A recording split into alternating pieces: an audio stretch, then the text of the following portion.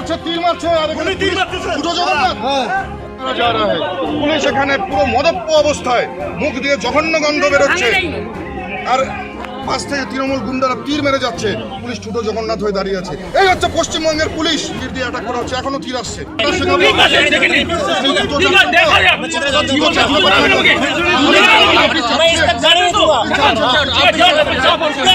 আপনারা পুলিশ সরে যান, তারপর দেখে দেবো আমরা ছাড়বো না। মার খাচ্ছি, মার খেতে আমাকে কিডন্যাপ করছিল, আমি ছাড়বো না।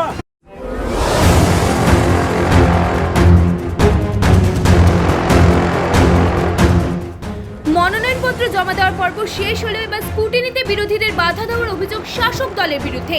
অভিযোগ, শনিবার সকাল থেকে দিনাটা 2 নম্বর ব্লকের সাহেবগঞ্জ বিডিও অফিসের ভেতরে বিজেপি প্রার্থীদের ব্যাপক হেনস্থা, ধস্তাধস্তি এবং বাধা দেওয়ার অভিযোগ উঠল তৃণমূল কংগ্রেসের বিরুদ্ধে। অভিযোগ, উদয়ন গুহর উপস্থিতিতে বিজেপি প্রার্থীদের বাধা দিচ্ছে তৃণমূল কংগ্রেস। ঘটনাকে কেন্দ্র করে ব্যাপক উত্তেজনা এলাকায়। পুলিশের উপস্থিতিতে এরকম ঘটনার জেরে প্রশ্ন উঠছে প্রশাসনের বিরুদ্ধে। যদিও বর্তমানে মোতায়েন রয়েছে বিরাট পুলিশ বাহিনী। ঘটনাস্থলে কেন্দ্রীয় স্বরাষ্ট্র প্রতিমন্ত্রী নিশীথ প্রামাণিক উপস্থিত হলে তাকে ঢুকতে বাধা দেয় পুলিশ, এবং এরপরেই পুলিশের সাথে ব্যাপক বচসা এবং সরাসরিভাবে এই বিষয়ে তিনি অভিযোগ করেন যে তীর মারা হচ্ছে এবং বোমা ছোড়া হচ্ছে এই এলাকাতে। ঘটনাস্থলে উপস্থিত হয়েছে অতিরিক্ত পুলিশ সুপার কুমার সানিরাজ। এছাড়াও নিশীথ প্রামাণিক জানিয়েছেন, যতক্ষণ না বিডিও অফিস থেকে সমস্ত প্রার্থী বেরিয়ে আসছে ততক্ষণ তিনি এই এলাকা ছেড়ে যাবেন না।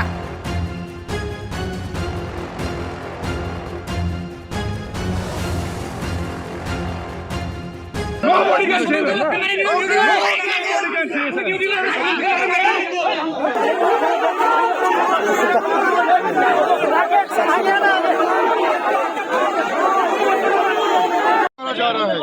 পুলিশ এখানে পুরো মদপ্য অবস্থায়, মুখ দিয়ে জঘন্য গন্ধ বেরোচ্ছে, আর পাশ থেকে তৃণমূল গুন্ডারা তীর মেরে যাচ্ছে।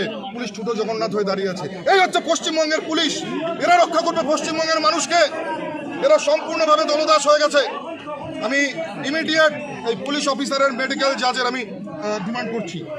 পাথর দিয়ে পাথর ছোড়া হচ্ছে, তীর মারা হচ্ছে, এই হচ্ছে পশ্চিমবঙ্গের পুলিশের কাজ। দেখুন কিভাবে গাড়ির উপরে তীর দিয়ে অ্যাটাক করা হচ্ছে, এখনো তীর আসছে।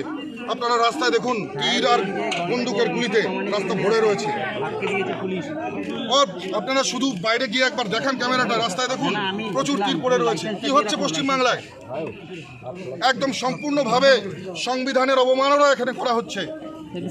সিকিউরিটি দিতে সম্পূর্ণভাবে পুলিশ এখানে ব্যর্থ। ল অ্যান্ড অর্ডার সিচুয়েশন পুরো তৈরি হয়ে গেছে এবং পুলিশের ক্রিয়েটেড। আজকে পুলিশ যেভাবে দিনে দুপুরে মদপ্য অবস্থায়, আমার শুধু কি আমার সিকিউরিটি, তাদের কি হলো?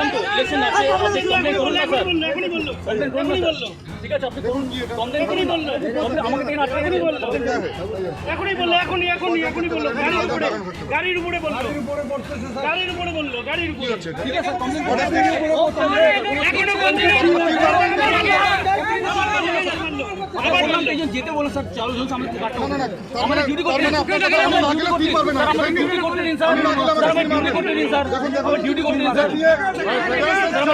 कोशिश कर रहा है। अब पुलिस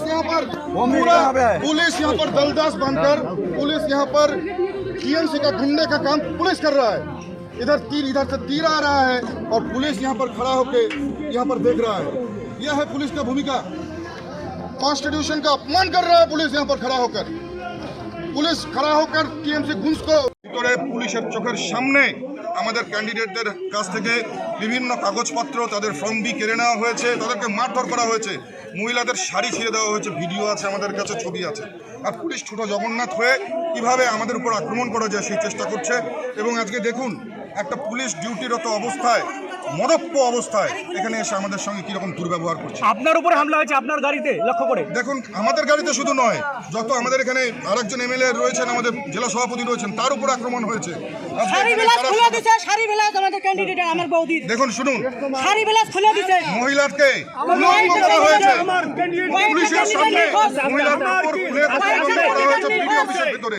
এই অরাজকতা চলতে পারে না। আর পুলিশরা মদপ্য অবস্থায় সেই মজা নিচ্ছে। এটা হয় কখনো? বাংলার মানুষ এই সংস্কৃতি দেখেছে এর আগে? এটাকে মেনে নেওয়া যায় না।